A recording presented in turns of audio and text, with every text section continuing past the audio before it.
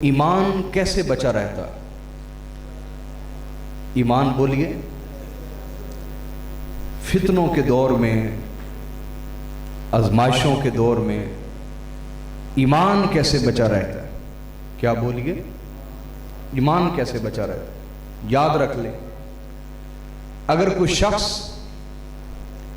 زمین کی تہوں سے لے کر آسمان کی بلندیوں تک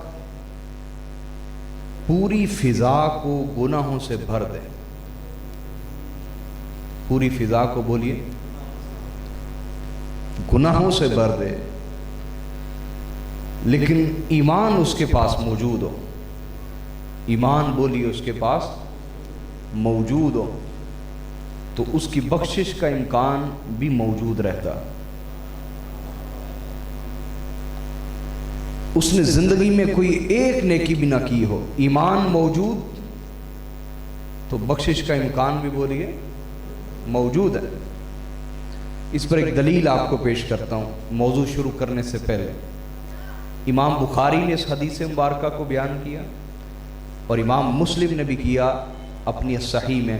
یہ قرآن پاک کے بعد ہماری سب سے معتبر ترین کتابیں صحیح بخاری، صحیح مسلم۔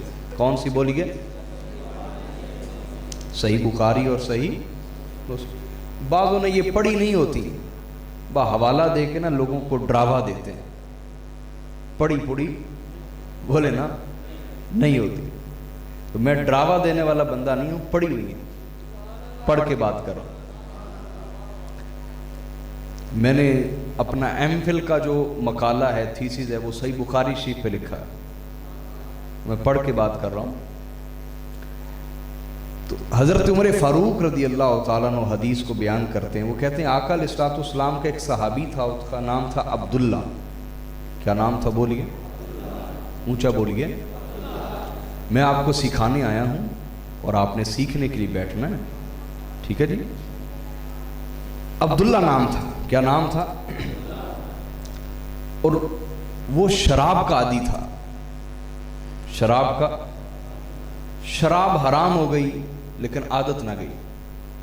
عادت، اب ظاہری سی بات ہے، عادت چھوڑنا کوئی آسان تو نہیں ہوتا نا۔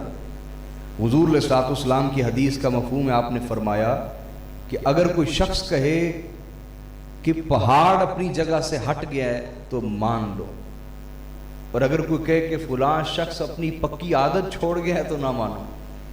یہ بہت مشکل ہوتا ہے، عادت چھوڑنا بہت مشکل۔ تو پہاڑ کے ہٹنے سے بھی زیادہ مشکل ہے اپنی بری عادت کو چھوڑنا، سمجھے کہ نہیں؟ اور اچھی عادت بھی اسی طرح ہی ہے، یہ نہیں کہ اچھی چھوٹ جاتی، نہیں۔ ہاں، جو نماز چھوڑ دیتے ہیں ان کو عادت پڑی ہی نہیں، ابھی ان کو عادت، اب حسین سے پوچھیں نا نماز کی عادت کیا ہوتی ہے، پھر آپ کو معلوم ہو جائے گا فلسفہ کہ اچھی عادت بھی جاتی نہیں۔ تو شراب حرام ہو گئی لیکن عادت نہ گئی، عادت نہ گئی۔ تو ایک دفعہ شراب کے نشے میں پکڑے گئے، حضور علیہ الصلوۃ والسلام نے 80 کوڑے لگوائے۔ پھر ایک دفعہ شراب کے نشے میں پکڑے گئے، پھر 80 کوڑے لگے، سزا۔ پھر ایک دفعہ شراب کے نشے میں پکڑے گئے، پھر 80 کوڑے لگے۔ تو نبی علیہ الصلوۃ والسلام گھر میں تھے اور گھر کے ساتھ ہی مسجد تھی، مسجد نبوی، تو وہاں چند صحابہ بیٹھ کے آپس میں باتیں کر رہے ہیں، اور ان میں سے چند لوگوں نے کہا اللہم لعنہ ما اکثر ما یؤتی بہ، اللہ اس پر لعنت کرے، کتنی بار پکڑ کے لایا گیا اس کو مار پڑتی ہے پھر باز نہیں آتا، اللہ اس پر لعنت کرے۔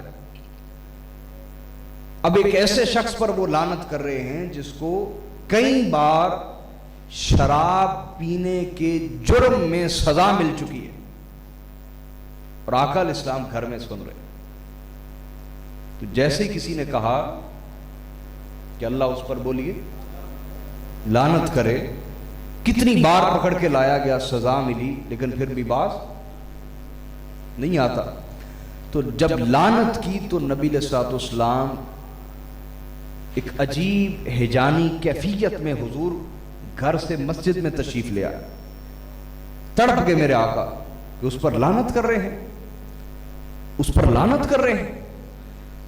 हुजूर तड़प के बाहर आ गए और फरमाया ला तलअनू फवल्लाहि मा अलिमतु अन्हु फइन्नहु युहिब्बुल्लाह व रसूलह।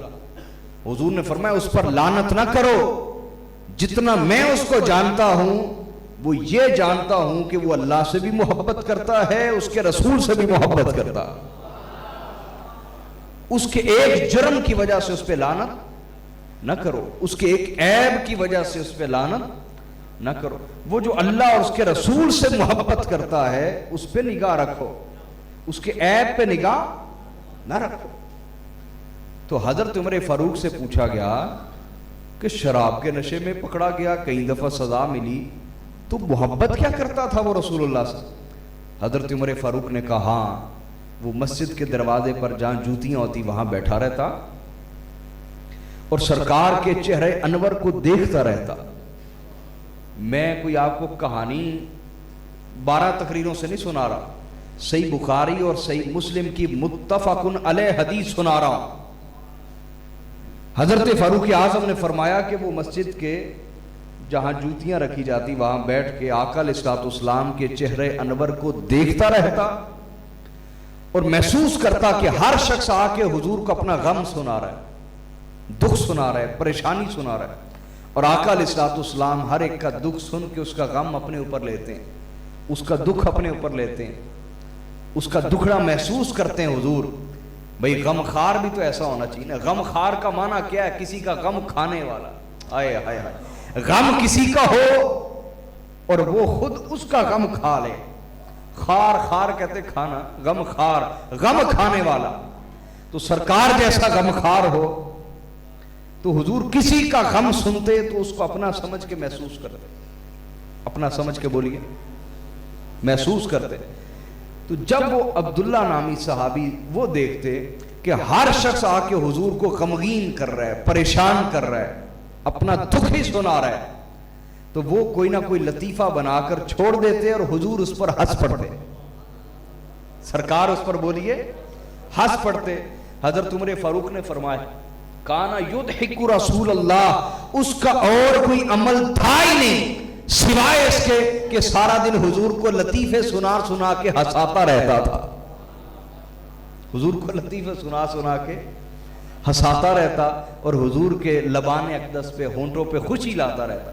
तो आका ने फरमाया तुम मुझे दुख सुनाते हो और वो मेरा गम दूर कर देता है, वो मेरा गम, उस पर लानत ना करो, वो मुझसे मोहब्बत करता है, अल्लाह से भी और उसके रसूल से भी मोहब्बत करता है। हाँ वो अलग बात कि हुजूर जिसकी मोहब्बत की गवाही दे दें फिर उसमें कोई ऐब रहता, अब वो माजी हो जाता है, वो ऐबों वाली कहानी तारीख बन जाती है। जैसे हुजूर किसी के बारे गवाही दें उसका हाल उधर ही बदल जाता, उधर ही बोलिए बदल जाता। तो ईमान मौजूद था ना तो बुरा अमल नुकसान ना दे सका, बुरा अमल नुकसान, बिल आखिर हिदायत की तरफ इंसान लौट आता है, ईमान कायम रहे। और अगर ईमान ही कायम ना रहे और इंसान तस्बीह भी करे, तहलील भी करे, तस्बीह भी करे, तकबीर भी करे, तमजीद भी करे, तहमीद भी करे, नमाज भी पढ़े, रोजा भी रखे, बड़ी सी दाढ़ी भी रख ले, लेकिन दिल में अदब रिसालत ना हो, दिल में तौकीर रिसालत ना हो, दिल में सरकार का अदब ना हो, दिल में ताज़ीम मुस्तफा ना हो, तो याद रख लें ईमान ही जब चला गया तो बाकी सारी इबादतें बेफायदा और बेकार है।